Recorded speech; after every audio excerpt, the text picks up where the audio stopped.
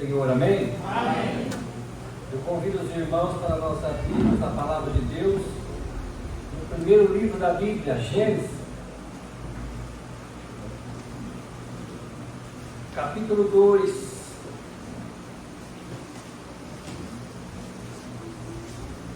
Gênesis, capítulo 2.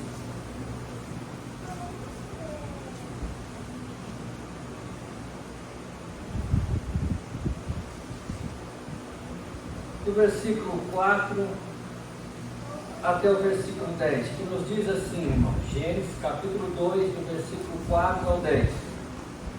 Estas são as origens dos céus e da terra, quando foram criados, no dia em que o Senhor Deus fez a terra e os céus.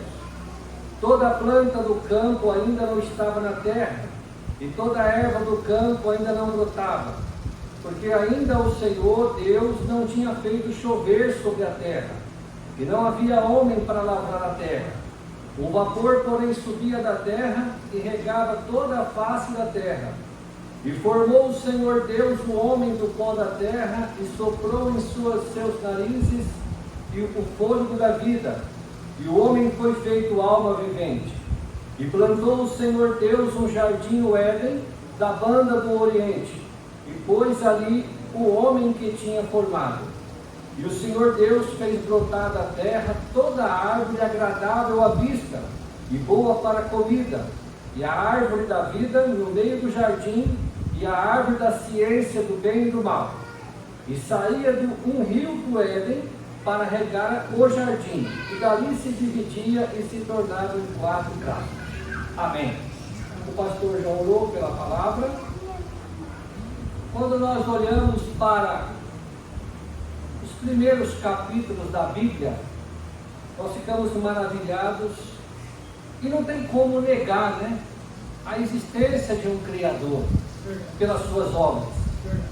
Quando nós olhamos para a terra, a impressão que dá é como se fosse um quarto que alguém preparou. Sabe aquele resort, Michel? Você liga e aí, quando você chega lá, está aquela cama preparada, as toalhas, né? Está tudo preparado ali, a mesa que você vai comer, tudo que você vai usufruir, tudo aquilo foi preparado para receber, para recepcionar, o ambiente foi preparado para receber alguém.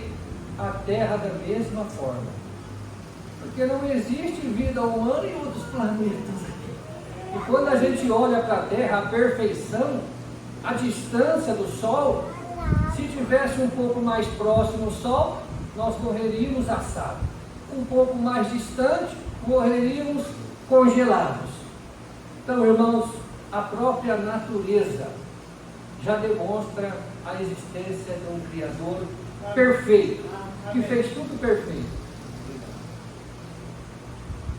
Porém, a Bíblia nos diz aqui que Deus criou o homem, criou a mulher, plantou um jardim. O Éden era como se fosse um santuário de Deus, porque Deus se apresentava ali para o homem, né? E dá a entender que o homem como se fosse o sacerdote do Éden também, né? Um lugar de Deus. O Éden, irmãos, a gente fala assim, ó, jardim do Éden. Não está errado falar jardim do Éden, mas o Éden era uma região. Quando a gente olha aqui no versículo 8, a gente vê assim, ó, e plantou o Senhor Deus um jardim no Éden, né? Da banda do Oriente, ou seja, Deus escolhe um pedaço ali daquela região chamado Éden e planta um jardim, né?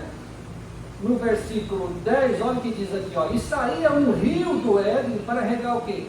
O jardim, né? Então o Éden era como se fosse uma miniatura do céu, né? O Éden era um pedacinho do céu na terra. Quando a gente olha, Deus, tudo que Deus cria tem um propósito, tem um objetivo e é maravilhoso, né? Deus coloca aqui o primeiro casal, se apresenta a esse casal, conversa com esse casal tem comunhão com o seu Criador, o adora, mas eu quero falar sobre a queda e a redenção do homem. Mas antes disso, irmãos, abra comigo a sua Bíblia aí, e se alguém puder ler para mim, Ezequiel capítulo 28, versículo 12 e 13.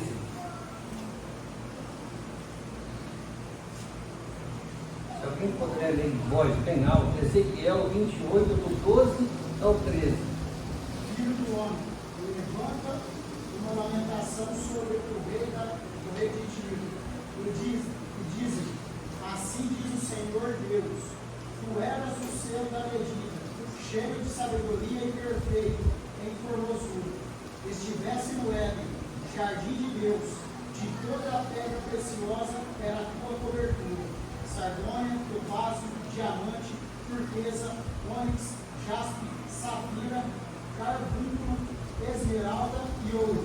Em ti se faziam os teus louvores e os teus ídolos no dia em que foste criado foram preparados. Amém. Quem pode falar, mas o que tem a ver uma coisa com outra? Perceba, irmãos, como o céu e a terra estão interligados. Né? Aqui, embora a profecia seja direcionada ao rei Tiro, mas vocês vejam que existe um ser maldoso, né? Que foi criado no céu, e também fala aqui do Éden e fala do rei Tiro. Parece que a Bíblia está querendo dizer alguma coisa que a eternidade está ligada com a temporalidade aqui do nosso mundo aqui. Quer dizer, percebe como o céu e a terra estão interligados. Muitas das vezes nós não vemos, mas muitos acontecimentos na terra, existem forças do bem e do mal se duelando, e nós estamos no meio disso.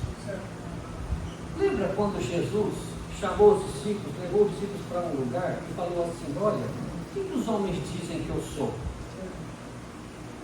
Uns dizem que é João Batista, outro Elias, outro um profeta. E vós, o que dizeis que eu sou? Pedro falou assim, tu és o Cristo, o Filho do Deus vivo.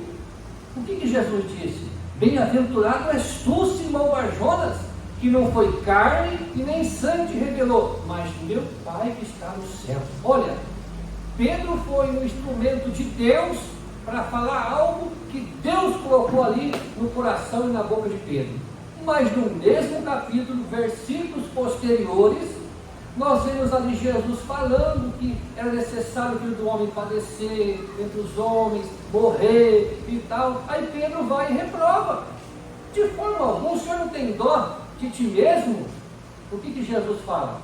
Para trás de mim, Satanás, que me serve de escândalo, porque não compreende as coisas que são de Deus, mas as que são dos homens. Olha, Pedro levou um susto, mas eu não sou o diabo, não é?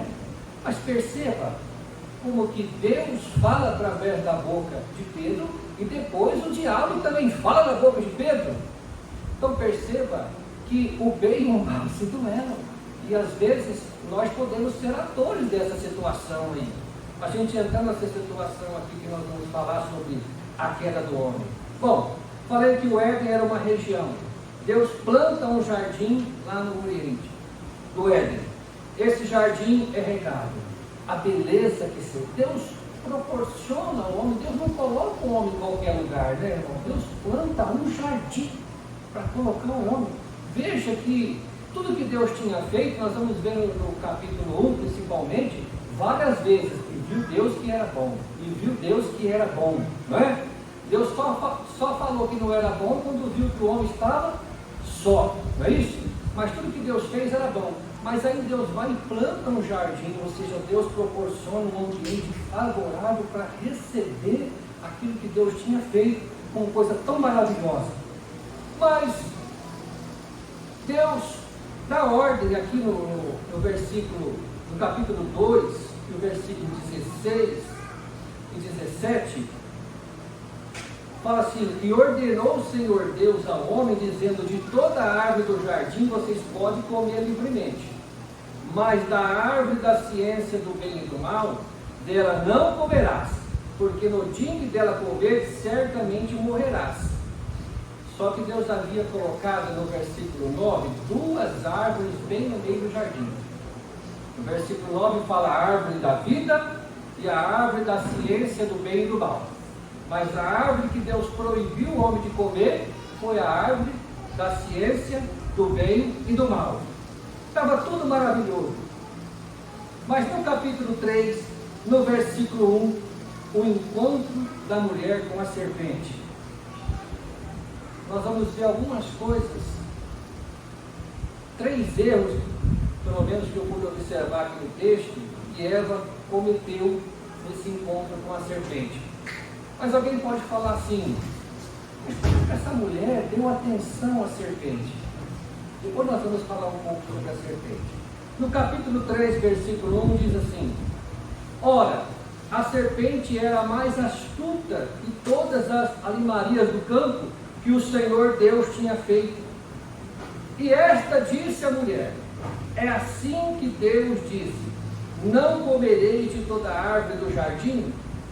Ora, quando Deus criou a mulher, a Bíblia diz que Deus criou uma auxiliadora, uma cuidadora, aquela que estaria para ajudar o homem, cuidar o homem, auxiliar, estar sempre junto com o homem. Mas aqui, o primeiro erro de Eva, ela estava sozinha, longe de Adão. Vocês perceberam que sempre a tentação vem quando a gente está só? A artimanha do inimigo é sempre o mesmo. E aqui Eva está só.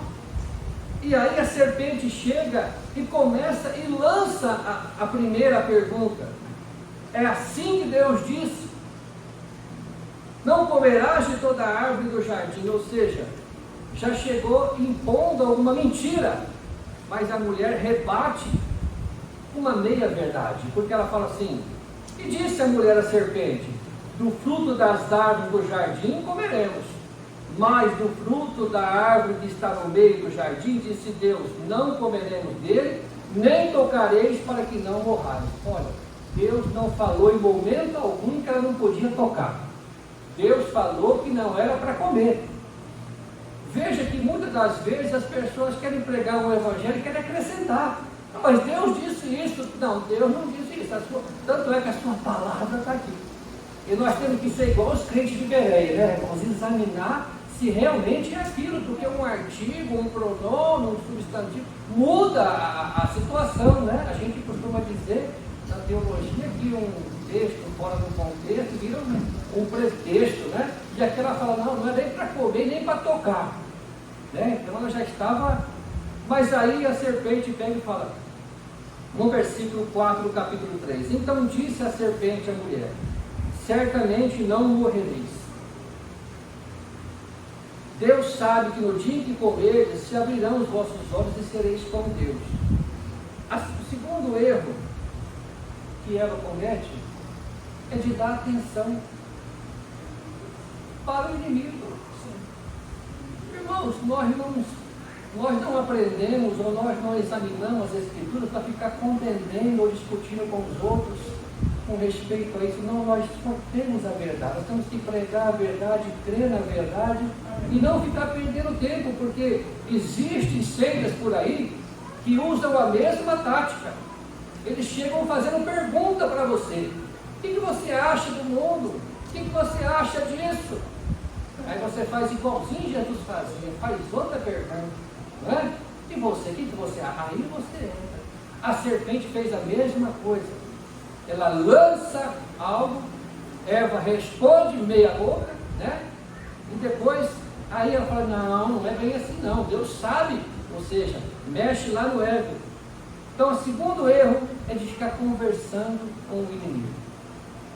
A Bíblia diz que nós não temos por costume ser contenciosos, nem a igreja de Deus. Não esse é o objetivo. Nosso objetivo é de falar de Jesus Cristo, anunciar o Evangelho, as boas novas de salvação, e não ficar com contendas que não levam a nada a lugar nenhum. Então, o segundo erro foi ficar conversando com o inimigo, discutindo teologia com o inimigo, não é? O terceiro erro, versículo 6: e vendo a mulher aquela árvore. Quem sabe essa mulher não estava bem próximo da árvore quando a serpente chegou? E ela estava observando a árvore ali, desejando o fruto daquela árvore ali. A serpente, irmãos, quando a Bíblia fala que era um animal astuto, de todas as animarias, a gente acha que devia ser um animal terrível. Não, a serpente nos dá a entender, né, pelo texto bíblico, nos dá esse direito de imaginar que era um animal muito lindo, porque essa palavra astuta aqui quer dizer um animal prudente, um animal sábio. Veja o que Jesus disse no Novo Testamento: ser simples como uma pomba, mas prudente como uma serpente. Sabedoria, prudência. Então a serpente deveria ser um animal bonito. O inimigo não iria usar um animal que não chamasse a atenção de Eva, porque a Bíblia é bem claro que era a serpente era a mais astuta, quer dizer, era um animal diferenciado de todos os outros. Então ele usa um animal que tem essa sabedoria, essa agilidade, talvez uma beleza encantadora, para atrair a mulher. E quando a mulher olha e vê uma serpente falando, né, e ela se encantou, e aí ela foi seduzida por essa serpente. Então ela estava longe do marido, ela conversou com o inimigo e ela ficou desejando aquilo que Deus falou: olha, não coma desse fruto aqui. Só que a mulher come, e diz a Bíblia aqui no versículo 6, e vendo a mulher que a árvore era boa para se comer e agradável aos olhos, e árvore desejável para dar entendimento, tomou do seu fruto, comeu e deu também a seu marido. Veja só, irmãos, Eva havia comido do fruto. Quando Adão se aproxima dela, ela dá o fruto para Adão. Será que Adão não sabia que Eva tinha feito coisa errada? Com certeza sabia. Quando a gente faz qualquer coisa errada, o nosso semblante não muda. Como diz outro, quando a gente faz arte, a gente não fica com o semblante diferente, a gente fica meio tremendo, meio com medo dos outros descobrir, dos outros saber. Quando Eva comeu, irmãos, alguma coisa mudou na característica física, na fisionomia de Eva. E Adão se aproxima e ela dá. Adão pecou, mas pecou por amor. E aqui eu quero abrir um parênteses para dizer uma coisa.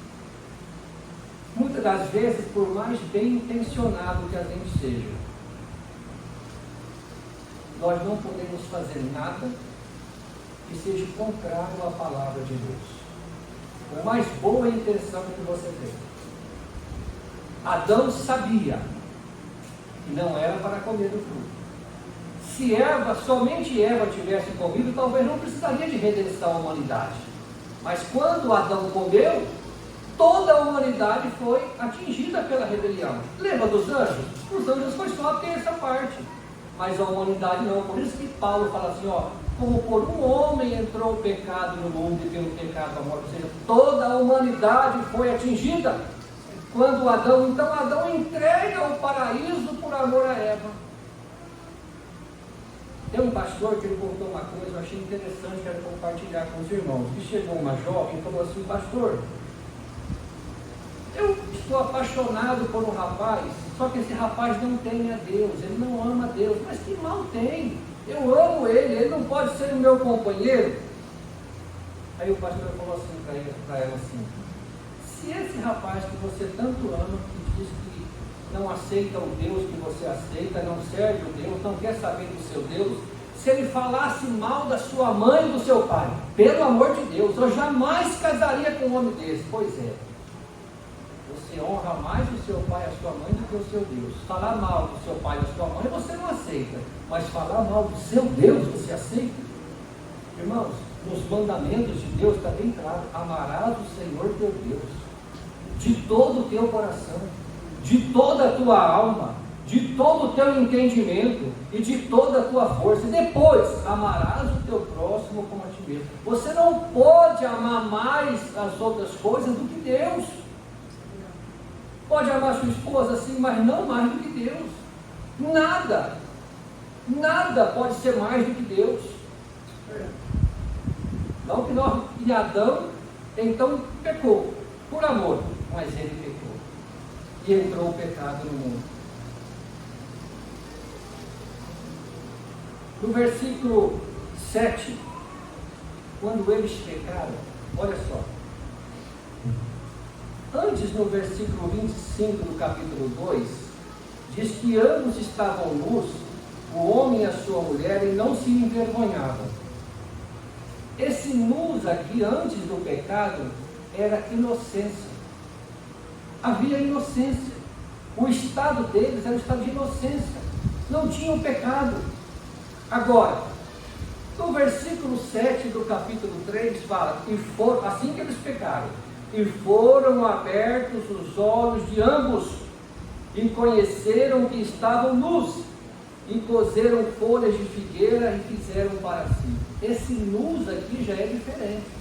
É como se eles fossem despidos. Ou seja, tirou aquela inocência. Tirou aquela graça, aquela glória de Deus. Por isso que a Bíblia fala que o homem foi destituído da glória de Deus. E agora eles percebem que estão nus, e o pior de tudo, estamos nus. Coseram folhas de figueira e taparam a sua vergonha, a sua nudez. Aqui eu também abro um parênteses para dizer, irmãos. Nós não podemos resolver, muitas das vezes, com os nossas ações, com as nossas obras, com a nossa sabedoria. Existem coisas que nós não podemos fazer. E se tem uma das coisas que nós não podemos fazer, é resolver a questão do pecado. Nenhum homem é capaz.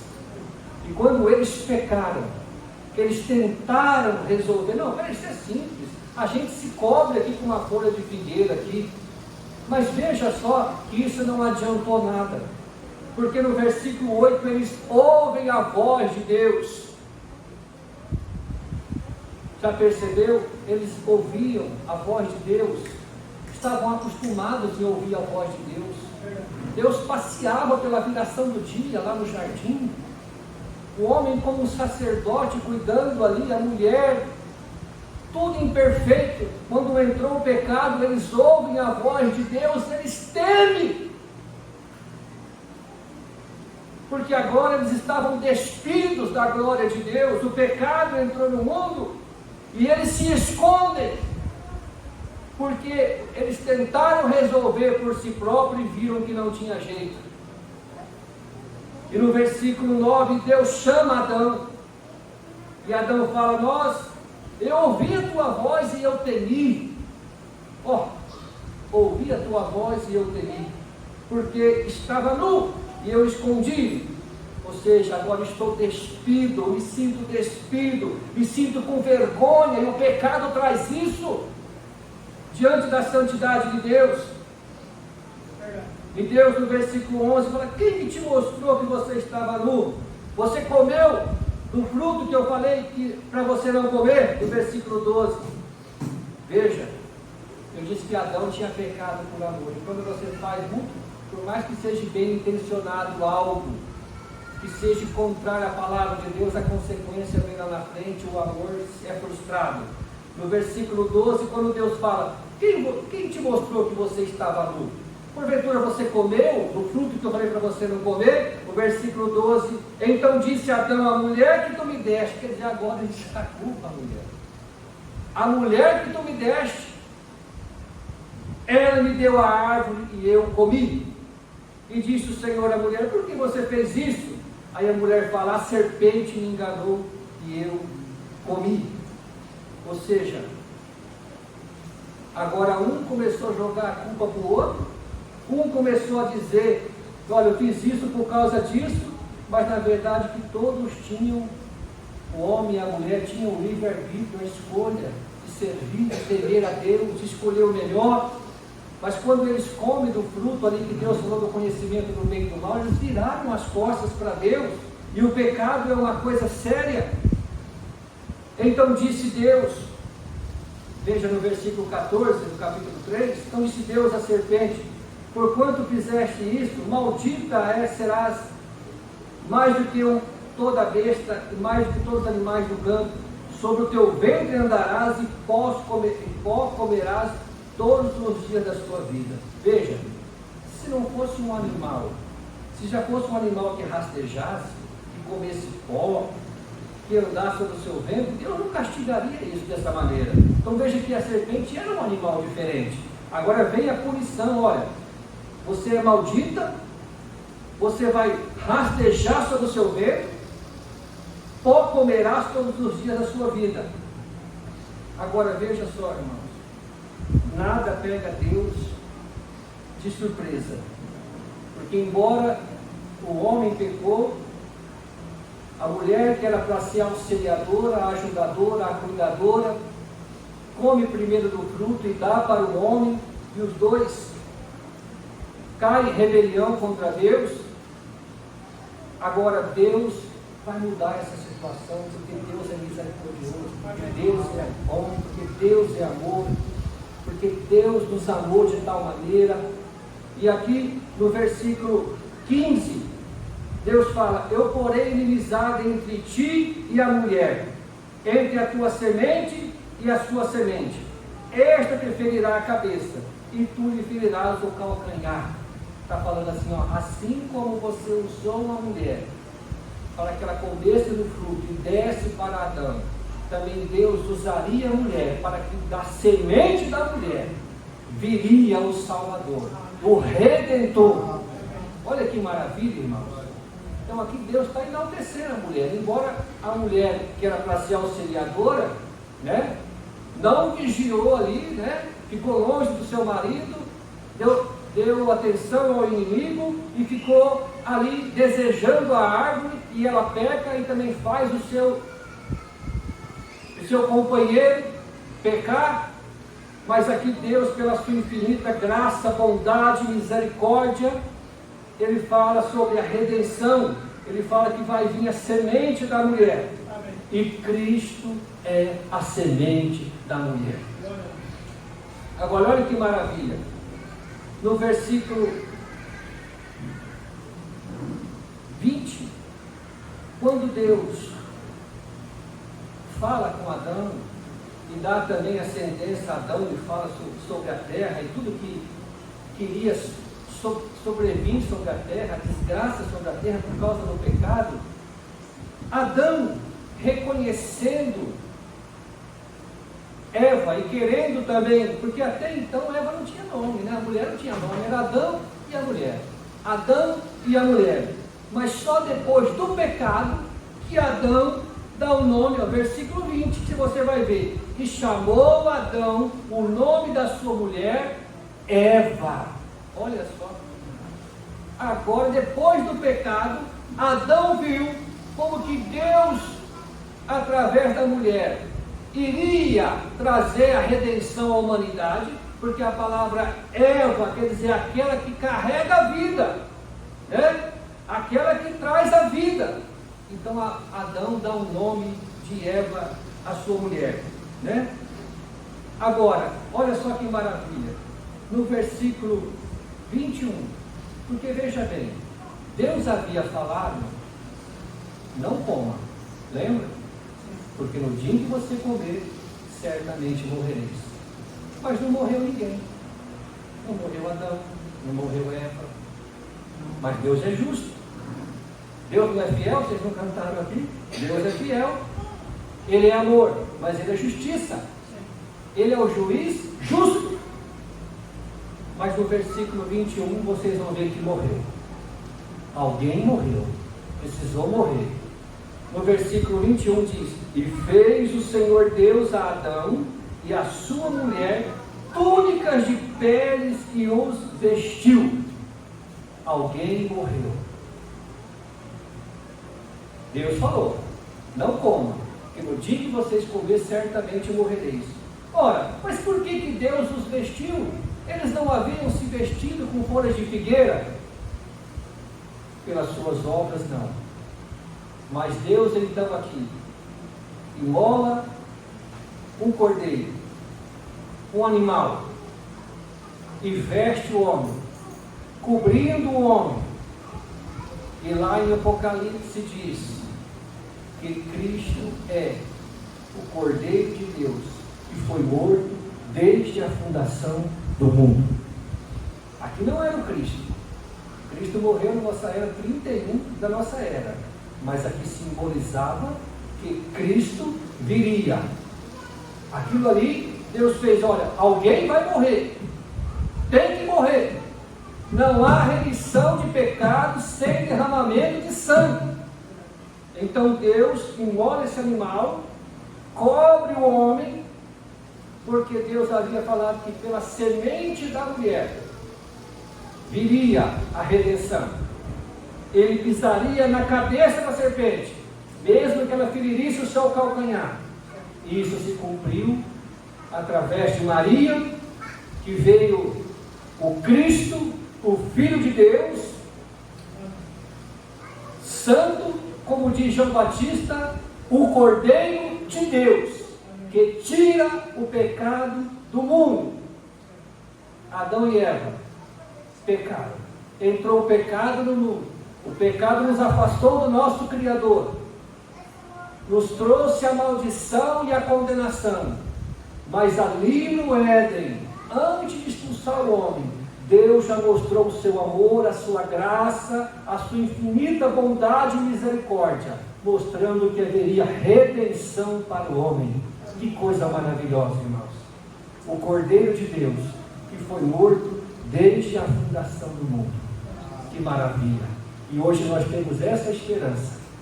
Hoje nós desfrutamos dessa promessa que lá no Éden, aqui era só uma promessa, hoje é uma realidade para nós.